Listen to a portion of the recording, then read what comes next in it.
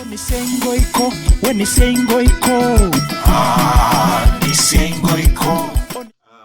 want to say what would happen on both sides of COVID-19 coin. If COVID-19 gets eradicated on the immediate, then we will have a full-blown referendum, because now people can gather, we can do the last push of campaigns, successfully, and finally go into the referendum, because the BBI report, trust you me, it's ready. The Haji report is done. When people said that Corona has stopped reggae, I laughed out loud, because Corona did not stop reggae. Reggae continued playing, it only was playing in the bedroom. Reggae was playing in the bedroom because the Haji report continued. And trust you me, there are no more BBI rallies that are taking place, and a certain group of leaders who are happy that reggae has been stopped. What they did not know is that reggae actually stopped for them. It did not stop for Uhuru Kenyatta. It did not stop for Raila Odinga. Reggae continued being masterminded in the bedrooms. If COVID subsides right now, we will straight away have Haji launch his report and say he consulted widely, talk about a referendum, and that's it, game over.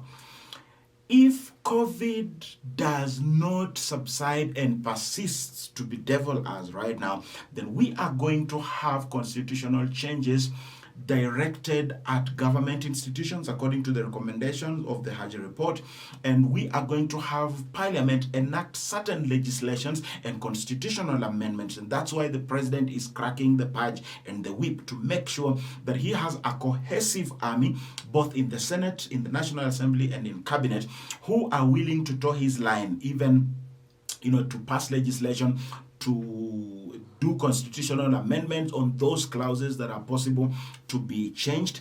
And once all this is done, then that's it. He forms his government, puts it in place, appoint most of these big shots. He's going to replace some of his cabinet and bring in some of these political players. Remember, the negotiation has been that we should have that we should allow the constitution to make politicians join cabinet. And so what's going to happen is that if COVID subsides, we go to the referendum. If COVID persists, then we go through a parliamentary process and executive orders. So there shall be executive orders directing certain parastatals, institutions of government, commissions to do stuff here and there. Those that are there are elements of independence and not, there are elements of independent commissions and all that, they will be given executive orders, and just in case the executive orders are infringing on the element of their independence, Parliament would make constitutional changes and legislative changes to make that a possibility. And so those are the two sides of the post-COVID arrangement. And if we go the parliamentary process, then what's going to happen is that the president doesn't need to wait for a referendum. Immediately these changes have been made in parliament, he is going to appoint most of these players into government. He's going to appoint Raila Odinga as a chief minister, bring in the likes of Kalonzo as cabinet ministers, give them serious portfolios, bring in the likes of Musalia Mudavadi to go and handle finance, and just do a mix of the politicians and the best performing who are not politicians. For example, you have guys that you can't do away with, the likes of Dr. Fred Matiang'i, the likes of Mutahi Kagwe, who are boots on the ground and people are seeing what they are doing. So the likes of the non-politicians who are performers will be retained, and we will have these politicians being brought into the fold, and that's it. So that's what will happen on the two sides of Corona.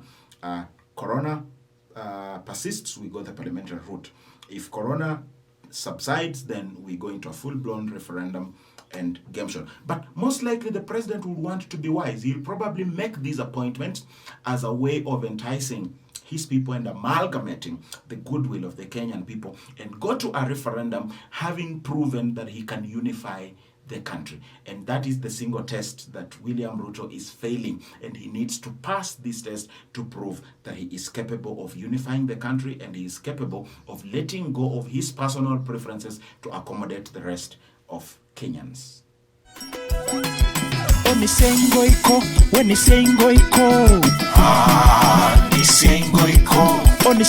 iko, shihoero chabaluya.